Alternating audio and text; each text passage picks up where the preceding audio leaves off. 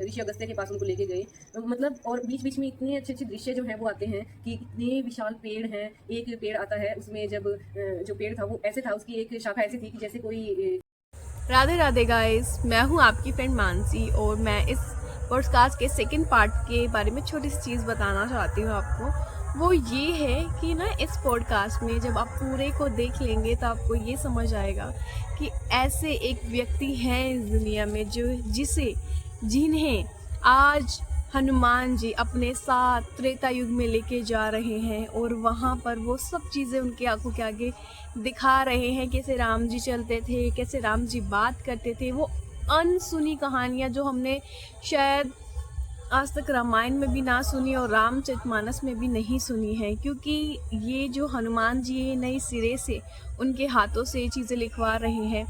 ये कलयुग में भी हैं और ये त्रेता युग में भी जा रहे हैं हनुमान जी के साथ। इवन दैट इनका जन्म त्रेता युग में भी हो चुका था। ये फिर से यहाँ आए हैं हम सब के लिए। आप इन व्यक्ति के बारे में आपको पता चलेगा। और दूसरी चीज़ ये है, बी योर रिसीवर। आप रिसीव करना सीख जाएंगे चीज़ों को, तो मुझे ऐसा लगता है कि आपकी लाइफ में वो सब चीज़ें आ जाएंगी जो आप चाहते हो। इस पॉडकास्ट को सुन के आपको इतना कुछ पता चलेगा, आपको समझ आ जाएगा आपको लाइफ में चीज़ें कैसे अट्रैक्ट करनी है। राधे राधे। ज़रूर एक और क्वेश्चन है आपसे। वचन जो है उपन्यास है ईशान महेश जी का, उसमें ने ये बताया गया कि दशरथ जी के जो पुत्र राम श्री राम जी थे, उनको राम जी को श्री राम मतलब भगवान का दर्जा कैसे दिया गया, मतलब कैसे वो सीक्वेंस में वहाँ तक आए। बिल्कुल यही यात्रा है और यही यात्रा वचन में है और यही यात्रा आगे उनकी पूरी श्रृंखला में बढ़ती है और यही यात्रा उनकी दशरथ पुत्र राम से प्रभु राम तक जो यात्रा थी, जो खड़ी चढ़ाई थी, यही यात्रा मेरे जीवन में भी उनकी बिल्कुल एक महापुरुष राम से प्रभु राम तक बनने की जो थी वो यही थी। जो शुरुआत हुई, जो एंट्री जिसको बोलते हैं ना, हीरो की एंट्री जिसको बोलते हैं, वो ये हुई वचन में कि जो श्री राम थे, दशरथ पुत्र राम, वो किशोर अवस्था में थे, 17-18 साल के, और विश्वामित्र जो थे वो लेने आए थे ताड़का वध के लिए उन्हें जी। और दशरथ जो थे वो बहुत मतलब अब देखो वही बात है, ईशान महेश जी बहुत बार ये बात बोलते हैं कि आप अपने आप को कोई घूमने में वाले परेशान कर रहे हैं, राक्षसों की बात नहीं कर रहे हैं। जो राक्षस है वो क्या है, आजकल जिनको आतंकवादी बोलते हैं वो राक्षस है जी, पहला उनका पुराना नाम है। तो आतंकवादियों के गढ़ में आप गढ़ में उनके चले गए और जो उनका एक बहुत बड़ा नाम है, आप किसी को बोलो कि आप उसको मार दो, कोई भेज देगा। अब हम ही हैं, हम पार्षद है जी जी। हमसे कोई आगे बोले कि भाई हमारा इस तरह से घूमने में वाली परेशान कर रहे हैं, आप अपने बेटे को भेज दो, अपने बच्चे को भेज दो, हम भेज देंगे नहीं। और 2-4 सुना के भेजेंगे। बिल्कुल। तो ये सामर्थ्य किसी में नहीं है। दशरथ जो थे वो इस चीज से बड़ा विचलित थे। वो कह रहे थे कि मैं अपनी सेना को भेज देता हूँ, लेकिन राम तो अभी राम जो थे वो उनको राजीव लोचन उस टाइम तक कहा जाता था, क्योंकि वो बहुत सुकोमल माना जाता था। देखो बच्चे जो हैं वो माँ बाप के लिए हमेशा ही सुकोमल रहते हैं और राम जी तो उस टाइम थे भी। तो राम जी को जैसे ही विश्वामित्र जो थे वो गुस्सा हो गए, इस बात से थोड़ा सा नाराज हो गए कि दशरथ तुम तो वचन के लिए प्राण जाए पर वचन न जाए, तुम्हारी ये बात है और तुम वहाँ पे तुम मना कर रहे हो। तो विश्वामित्र जो थे वहाँ पे गुरु वशिष्ठ भी थे, तो जो गुरु वशिष्ठ और विश्वामित्र की कुछ कभी बात रही होगी, तो जो गुरु वशिष्ठ की तरफ दशरथ जी देख रहे थे कि हो सकता है ये मना कर दें कि राम को मत लेके जाओ, लेकिन गुरु वशिष्ठ ने भी कहा कि भेज दो ना। उनको कोई युद्ध का कोई एक्सपीरियंस था, फर्स्ट टाइम ही उनको आप सीधा राक्षसों से भिड़वाने के लिए लेके जा रहे हो, तो दशरथ अंदर से थोड़ा विचलित हुए। लेकिन राम, मैं वही बात फिर से कह रही हूँ, ईशान महेश जी भी हमेशा कहते हैं कि अगर हम ये बात कहेंगे कि अपने बच्चे को, वैसे तो हम भेजेंगे नहीं, अगर हम भेजेंगे हमारा बच्चा जाएगा ही नहीं जी, है ना। जी, लेकिन राम जी ऐसे, राम जी ने तो ऐसे स्वीकार किया कि जैसे वो तो पार्क में घूमने जा रहे हैं, जैसे उपवन की सैर करने के लिए जा रहे हो। राम जी तो अपने आप को भेज गए, साथ में कहते हैं कि विश्वामित्र को, गुरुदेव मेरा जो भाई है लक्ष्मण, वो मेरे शरीर से बाहर विचरता हुआ प्राण है। प्राण हमारे भीतर होते हैं, लेकिन शरीर से बाहर विचरता हुआ मतलब मेरे प्राण इसमें भी बसे हुए हैं। तो अगर मैं जाऊंगा तो लक्ष्मण को भी साथ लेके जाऊंगा, मतलब खुद तो जाना ही, अपने भाई को भी साथ लेके जाना है।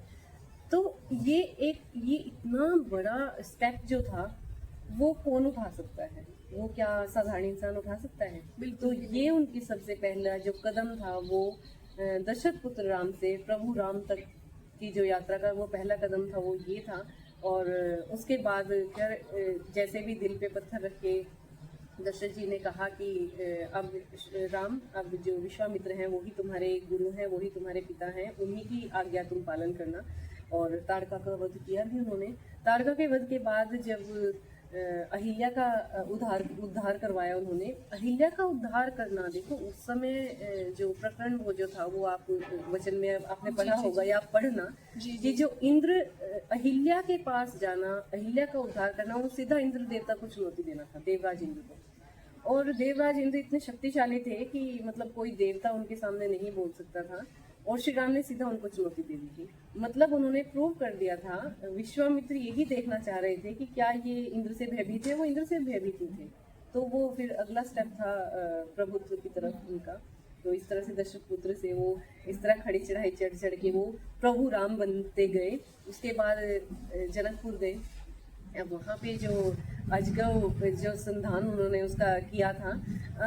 अब देखो सीता जो थी वो ज्ञातकुला थी और कोई जो उनके जो विवाह के लिए शर्त रखी गई थी वो ये थी कि जो अजगव को धनुष को उसको संचालित करेगा या उसको उठाएगा, वो शर्त थी। उसकी शादी सीता माता से होगी।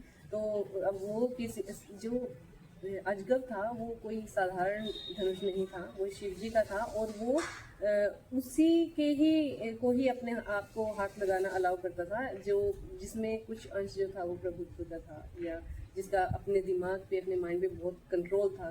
तो उसकी जो वाइफ्स जो थी वो उसी को अपने पास आने देती थी। और वो सिर्फ कोई जा ही नहीं पाया, वो श्री राम जी गए। अजगव को चिल्लाने का मतलब था सीता माता से शादी करना। तो लक्ष्मण ने बोला भी कि भैया आपको सीता से शादी करनी पड़ेगी। और कि मतलब आप देखो आप जो कर रहे हो। अच्छा उनके मन में कुछ नहीं आया। मतलब आप ये देखो, एक तो ताड़का का वध करा दिया, उसके बाद शादी करवा रहे हैं विश्वामित्र। पिता को कुछ नहीं पता, घर में किसी को कुछ नहीं पता, लेकिन श्री राम जी इसको बिल्कुल सहज रूप से स्वीकार करते हैं। तो ये फिर से उनका राम से, दशरथ पुत्र राम से प्रभु राम बनने जी। तो मतलब ये हम कल्पना भी नहीं कर सकते, हम लोगों की कल्पना से भी परे हैं जो काम वो कर रहे हैं। इतना त्याग, इतना समर्पण, इतना भक्ति भाव, ये किस में हो सकता है? ये परमात्मा के ही स्वरूप में हो सकता है। बिल्कुल। तो ये जो यात्रा थी, ये सिर्फ इस सीरीज में नहीं, ये मेरे अपने जीवन में, कि जब मैं कह रही थी आपको कि मैं मंदिर में जाती थी, मैं श्री राम जी की तरफ देखती भी नहीं थी। मैं लोगों को, मैं ये सोचती थी महापुरुष है, भगवान थोड़ी है जो लोग इनको पूजते हैं। लेकिन अब मुझे ऐसा लगता है कि मैं ईशान महेश जी के सानिध्य में ऐसी हो गई हूँ कि मुझे हर चीज़ में, हर जीव में, पक्षी चिड़िया हैं वो चहचहा रही हैं, उनमें मुझे राम नजर आते हैं। हर इंसान में मैं राम देख रही हूँ। जो मैंने ईशान महेश जी से एक जो सब बहुत बड़ी बात सीखी है वो अद्वैत का भाव है।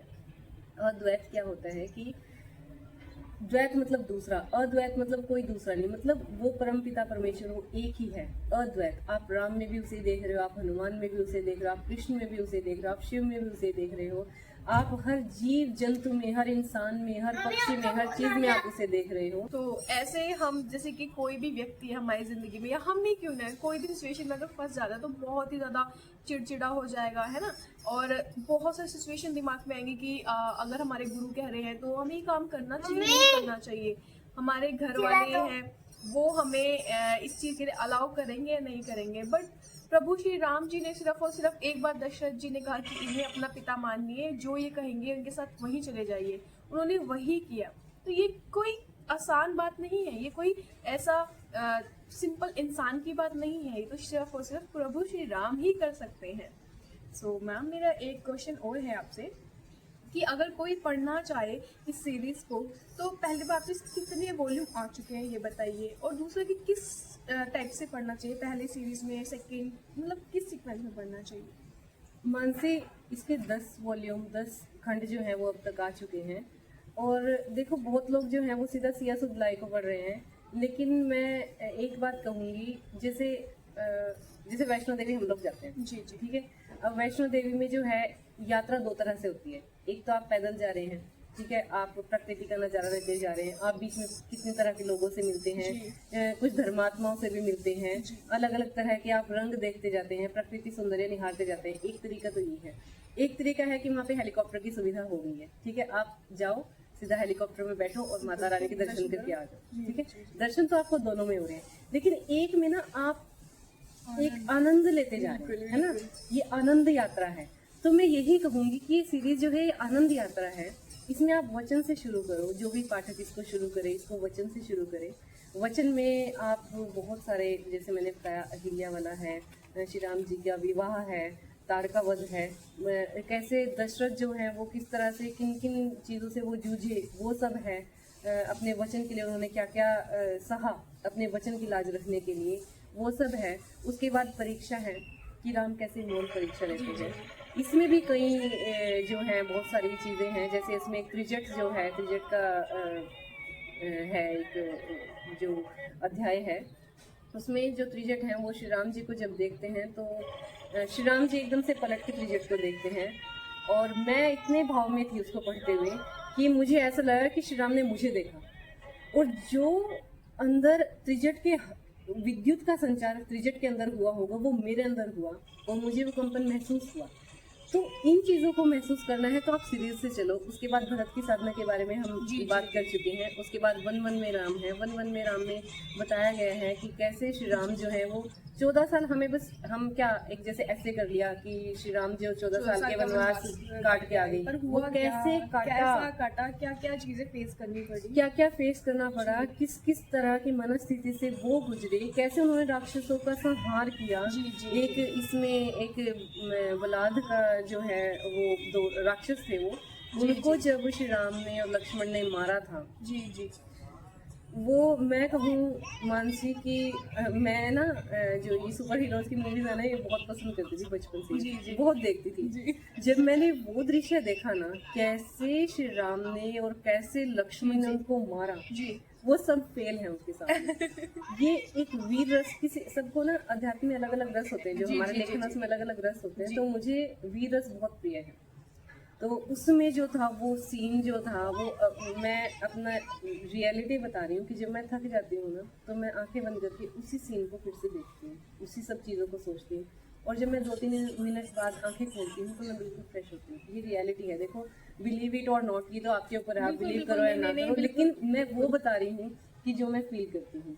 उसके बाद वन वन में राम में फिर ऋषि अगस्त्य के बारे में है। उसके बाद बिन राम सबसून है। इसमें जो है कई नए, एक जामुन है, बड़ा प्यारा कैरेक्टर है जामुन, बहुत प्यारा कैरेक्टर है ये। और जामुन जो है बिन राम सबसून में है, कैसे खरदूषण का जो वध हुआ, शूर्पणखा के भाई थे, रावण के भाई थे वो, कैसे उनका वध 14,000 राक्षसों के साथ वो आया था, इतने बड़े ताम झाम के साथ, अकेले श्री राम ने उनको कैसे खत्म किया।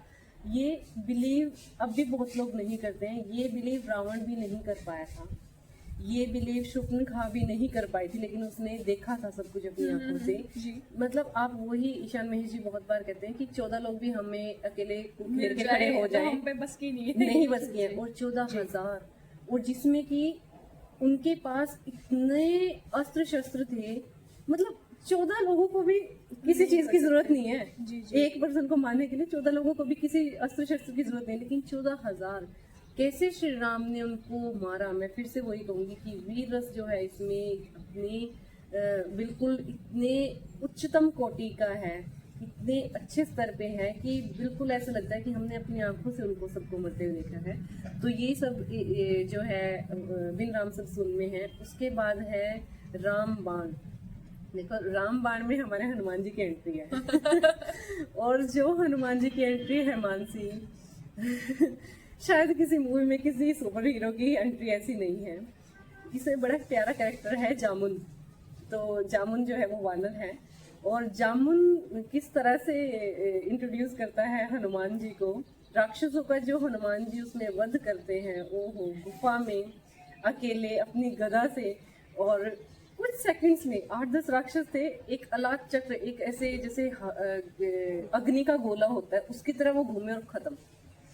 जो उनकी एंट्री है ना, मतलब वो इतनी, जिसको कहते हैं ना, धमाकेदार एंट्री है हनुमान जी की, कि वो बिल्कुल मैं एक्सप्लेन नहीं कर सकती। जिसको पढ़नी है वो पढ़े, वो रामबाण में पढ़े।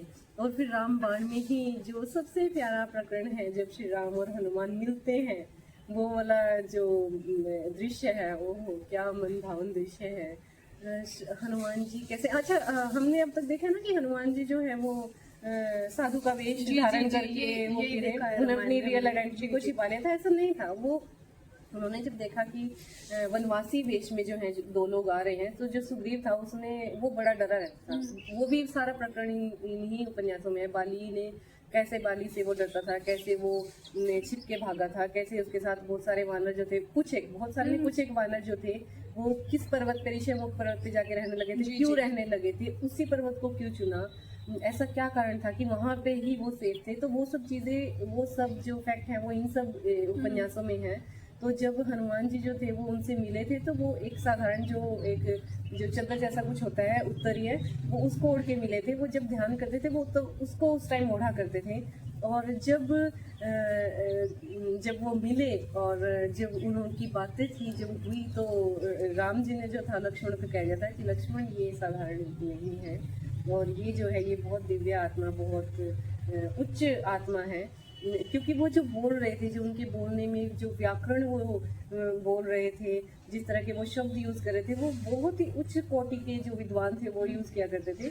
देखो हनुमान जी जो हैं वो बचपन से ही वो बहुत शरारती थे, बहुत शरारती थे। ये सब बातें मैंने इसी में पढ़ी हैं। बहुत प्यारे थे वो, लेकिन अचानक ही उनका जो जैसे कहते हैं ना, कोई कोई बच्चा एकदम पढ़ाई लिखाई की तरफ अग्रसर हो जाता है, तो इस तरह से वो अलग अलग ऋषियों के पास गए, अलग अलग गुरुकुल में रहे। उन्होंने इतना ज्ञान प्राप्त किया, इतना ज्ञान प्राप्त किया कि जब वो बोलते थे तो उनके बोलने से पता जो सामने वाला है वो लगा, हाँ, लेकिन सामने वाला भी उस लेवल का होना चाहिए, है ना? जी समझ लीजिए। श्री राम जी समझ गए कि ये बहुत उच्च कोटि के हैं। तो श्री राम जी जो थे वो उन्होंने लक्ष्मण को कहा, और जब लक्ष्मण ने कहा कि अच्छा चलो ठीक है, जब तक हम तुम्हारे सुग्रीव के पास पहुंचते हैं, क्योंकि उनको ना बीच में जो एक प्रकरण आया था इससे पहले उपन्यास में शायद, जो शबरी माता वाला है जी। अच्छा, शबरी माता के बारे में भी कई सारी चीजें जो मिथ हैं वो भी सब इसमें क्लियर होंगी। सब कुछ मैं कहती हूँ इस सीरीज में क्लियर होगा। जो हमने जाना है, हमने बहुत सारी चीजें जो हैं जिन पे पढ़ते चढ़ चढ़ के उनके अर्थ ही बदल गए, वो सब अर्थ इसमें पता लगेंगे, इस सीरीज में पता लगेंगे। कि आपको ये पढ़ो क्या शबरी माता थी, कैसे वो श्री राम से मिली, उन्होंने श्री राम को देखते ही कैसे पहचान लिया, तो उन्होंने ही सुग्रीव का रास्ता बताया था। और वहाँ पे जाके जैसे श्री हनुमान जी मिले थे, तो जब सुग्रीव के पास ले जा रहे थे हनुमान जी राम और लक्ष्मण को, तो जैसे ही लक्ष्मण ने कहा कि ठीक है हनुमान, मैं तुम्हें, जब तक हम रास्ते में चलते हैं मैं तुम्हें राम कथा सुनाता हूँ। जैसे उन्होंने राम कथा शब्द बोला, हनुमान जी एकदम से जैसे सम्मोहित नहीं हो जाते। मतलब उनको ना ये शब्द सुन के, राम कथा सुन के उनको ऐसा लगा पता नहीं उनके लिए जो ब्रह्मांड है वो घूम गया, पता नहीं क्या उनको हो गया।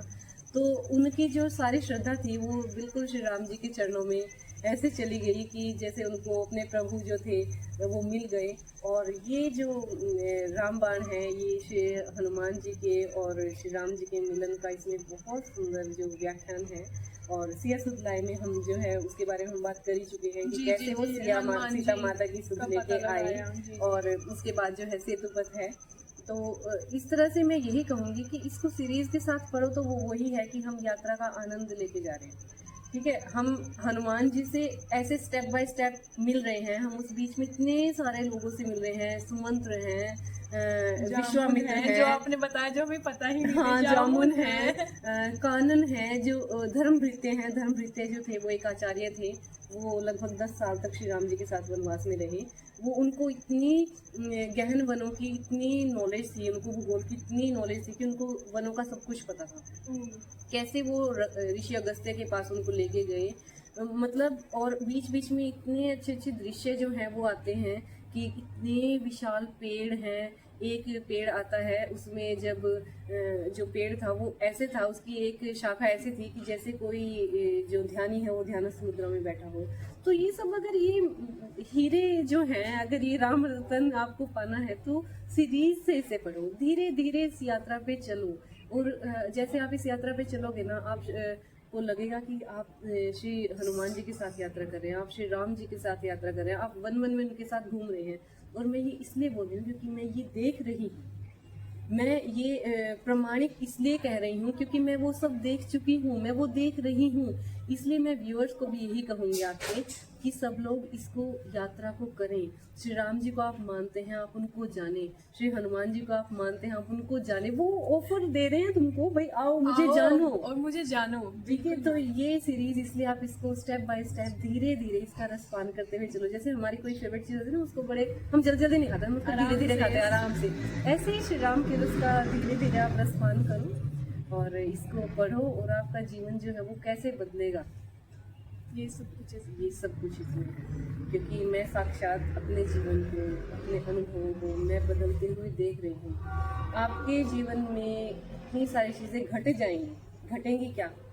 जैसे जो स्ट्रेस है, जो टेंशन है वो घट जाएगी, जो शांति है वो बढ़ जाएगी। वाह, आपका जो बाहर का जो जितना भी, अब जैसे मैं जॉइंट फैमिली में रहती हूँ, जी। छोटे छोटे बच्चे हैं तो बहुत शोर शराबा भी होता है, बच्चे हैं परेशान भी करते हैं, तो पॉलिटिक्स में है तो बाहर का भी काम काज बहुत रहता है, आना जाना बहुत रहता है। तो बहुत सारी चीज़ें हैं कि एक गृहिणी को ना बड़ा समन्वय बिठाना बड़ा मुश्किल हो जाता है।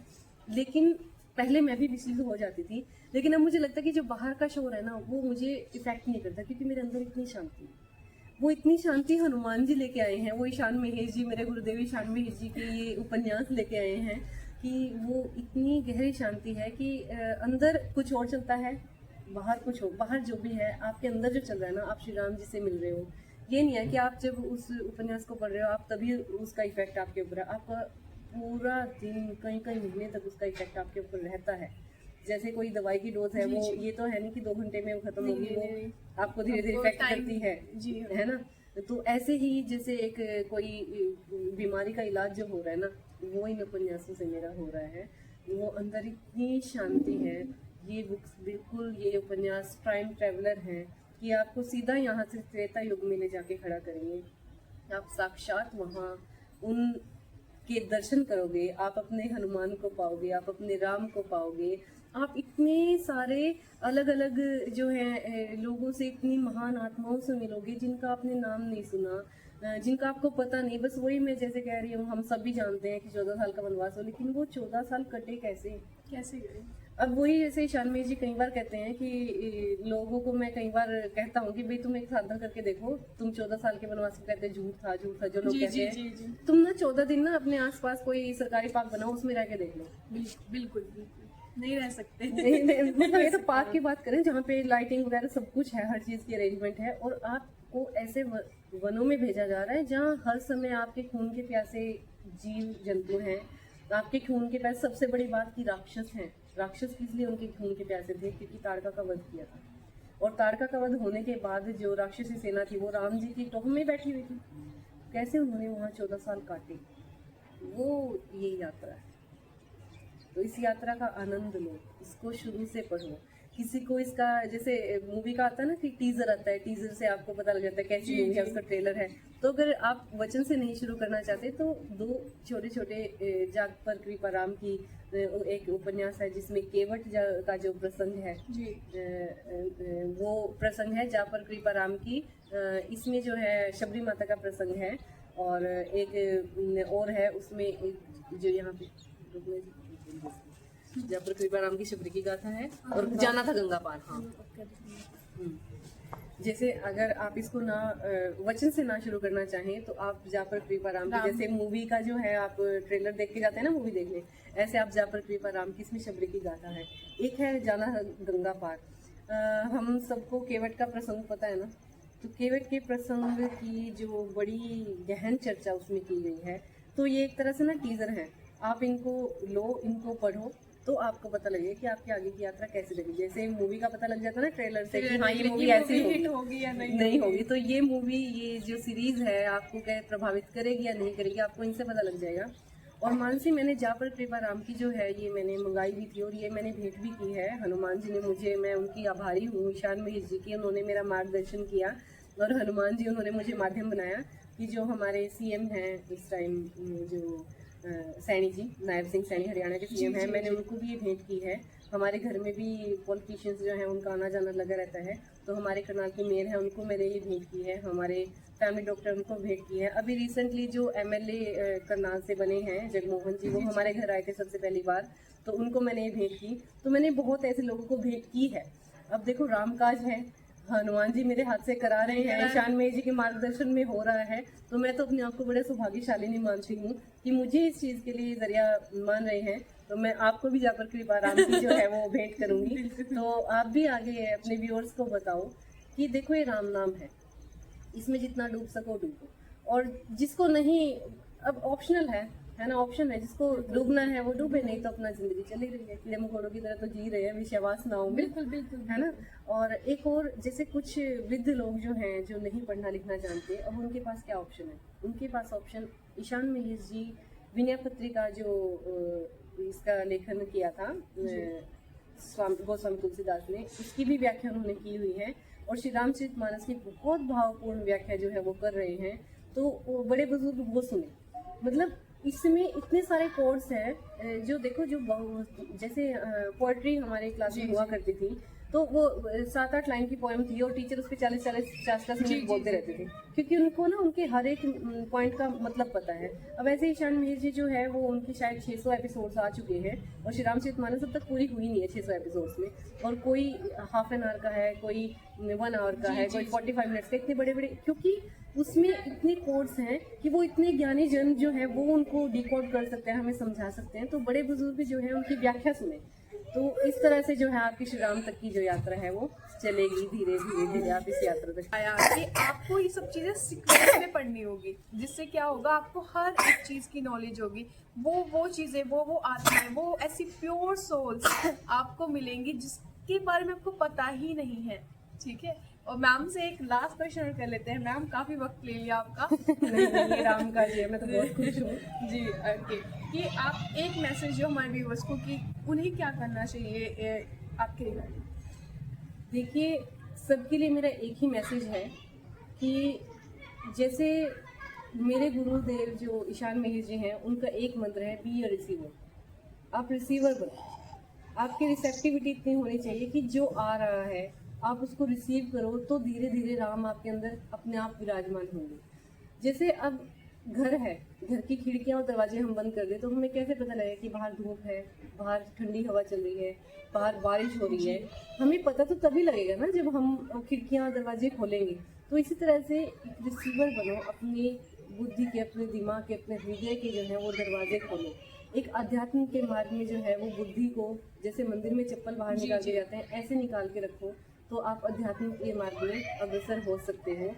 एक जो सबसे बड़ी बात जो मैंने फील की, वैसे तो बहुत बड़ी बड़ी बातें हैं, लेकिन ईशान मेहर जी के बारे में जो मैंने, मेरा अपना जो विचार है वो ये है कि जैसे श्री रामचरितमानस की रचना गोस्वामी तुलसीदास जी ने की थी, जी, हनुमान जी ने कराई थी जी, आज से बहुत साल पहले, लगभग 500-600 साल पहले ये हुई है। तो मैं सोचती हूँ कि वो लोग जो उनके साथ उस काल में रहे होंगे वो कैसे होंगे। तो जब मैं ये बात सोचती तो इसका उत्तर बड़ा अच्छा अंदर से मेरी आत्मा देती है कि अब हम जो ईशान मेहर जी के साथ रह रहे हैं वो भी तो उन्हीं का स्वरूप है। जो ईशान मेहर जी के काल में हमें, इस काल में, इस कालखंड में हमें अगर जन्म मिला है, तो ये एक परमात्मा की जो है ये बहुत बड़ी हमारे ऊपर कृपा है कि उस काल में हम जी रहे हैं जिस काल में ईशान मेहर जी के द्वारा हनुमान जी ये उपन्यास लिखवा रहे हैं। तो मैं तो यही कहूँगी कि आप सब कुछ संशय को छोड़ के आप हनुमान जी की शरण में जाएं, आप ईशान मेहर जी को पढ़ें, बी अ रिसीवर। उनको जो उन्होंने लिखा है आप उसको सिर्फ पढ़ें, आप सिर्फ उसको धारण करें, और आप जो है अपने जीवन में बहुत बदलाव पाएंगे। तो ईशान मेहर जी जो हैं वो एक लिविंग गॉड मैं उनको कह सकती हूँ कि वो एक साधारण आत्मा नहीं है। और इसका प्रूफ भी मैं आपको बताऊंगी। मानसी, उनकी व्याख्या जो है श्री रामचरितमानस जी, उसमें 242 एपिसोड है।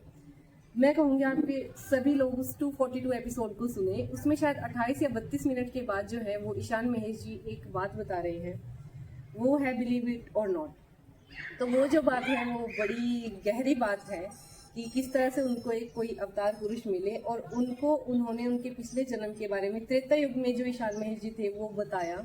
और वो मेरे लिए रोंगटे खड़े करने वाला किस्सा है। आप प्लीज बताएं, प्लीज बताएं। 242 एपिसोड है। नहीं, मैं यहाँ ये नहीं बताऊंगी, मैं सिर्फ आपको रास्ता दिखा रही हूँ कुएं का, क्या वो रास्ता है, वहां आप जाके वहां आप अपनी प्यास बुझाएं अपनी भक्ति की।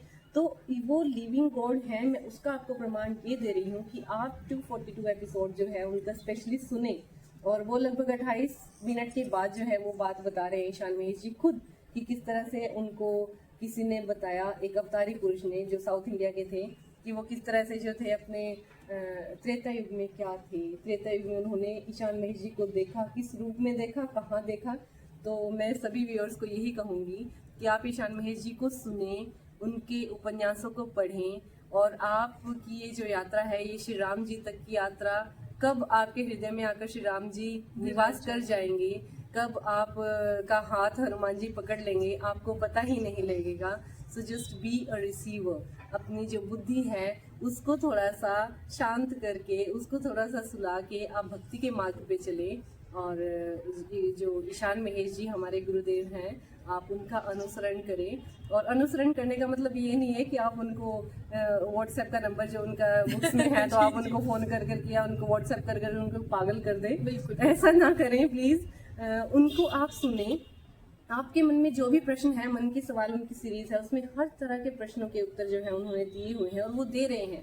तो संवेदनशील जो प्रश्न हैं बहुत अच्छे अच्छे उनके उत्तर हमें मिल जाते हैं। हमारे जीवन की बहुत सारी जो प्रॉब्लम्स हैं उनको सॉर्ट आउट वो कर रहे हैं। तो उनको वैसे परेशान ना करें कि जैसे अभी एक उनका एपिसोड मैंने देखा था, उसमें किसी ने उनको बोला कि आप ना किंग्स 11 पे मैंने वो लगा रखा है, सट्टा लगा रखा है, 2 करोड़ हनुमान जी से मुझे दिला दो। तो इस तरह की ऐसा नहीं करना है। इस तरह की मांग उनसे ना करें, वो मजबूर हो जाते हैं। देखो वो रामकाज में इतने व्यस्त हैं कि उनके पास समय नहीं है। तो वो हमें इतनी बड़ी सौगात लिख के दे रहे हैं, हनुमान जी उनसे लिखवा रहे हैं। तो सबसे बड़ा जो है उनका आशीर्वाद यही है कि आप उनको पढ़ो, उनको सुनो, उनसे प्रश्न पूछो, लेकिन बेकार की प्रश्न उत्तर जो है उनसे ना करो। जैसे आज ही मैं उनकी एक वीडियो देख रही थी, एपिसोड 306 श्री रामचरितमानस की व्याख्या देख रही थी। तो उसमें वो बता रहे थे कि जो स्वामी विवेकानंद थे, जब वो लोगों को पता लगा कि दुख सुनते हैं, तो 2 दिन तक स्वामी विवेकानंद जी दिन रात लोगों के दुख ही सुनते रहे और लोगों ने उनको इतना पागल कर दिया कि किसी ने उनको खाने के लिए भी नहीं पूछा। तो जब अगर कोई हमें अपने बीच में ऐसा इंसान दिखता है ना कि जो हमें लगता है कि हाँ ये हमारे दुख सुन रहा है, तो हम ना अपने दुख ही गाने में इतने व्यस्त हो जाते हैं कि हम उस पर्सन की तरफ देखते भी नहीं कि वो किस चीज से गुजर रहा है। और वो एक पॉडकास्ट में बोल रहे थे कि मुझे खाना खाने का भी फुर्सत नहीं मिलती। तो उनका अनुसरण करें, उनको देखें, उनको सुने, लेकिन उनको परेशान ना करें, उनको तंग ना करें। तो मेरा मंत्र जो है वो यही है, बी अ रिसीवर। और ईशान महेश जी को आप फॉलो करें, उनके उपन्यास जो है वो पढ़ें, यही मेरा मैसेज है। Thank you ma'am, thank you so much, बहुत अपना प्रीशियस टाइम देने के लिए वेरी मच। तुमने भी अपना प्रीशियस टाइम दिया, ये हनुमान जी की कृपा है जो हमें मिलाया है। तो मेरा भी तुमसे बात करके बहुत बहुत अच्छा एक्सपीरियंस ही रहा। Thank you very much. Thank you ma'am. देखिए व्यूअर्स, चाहे कितनी भी मजबूरियाँ हो, मैम अपने बच्चों को भी संभालती हैं, ठीक है, उनको घर के भी कितने काम रहते हैं, फिर भी वो अपने भगवान को छोड़ ही नहीं रही है। वो अपने भगवान को अपने दिल में बसा के बैठी हैं। आप सभी को यही प्रेरणा है कि आप यही कीजिए। मैम आपने कौन सा एपिसोड पढ़ा? 242 एपिसोड 242 पे एपिसोड ईशान महेश जी के चैनल पे जाके देखिएगा, आपको पता चलेगा कि वो कैसे उन्होंने इस त्रेता युग में जन्म लिया था और वो क्या थे, सब कुछ आपको पता चलेगा। राधे राधे, जय सिया राम। जय सिया राम। जय सिया राम।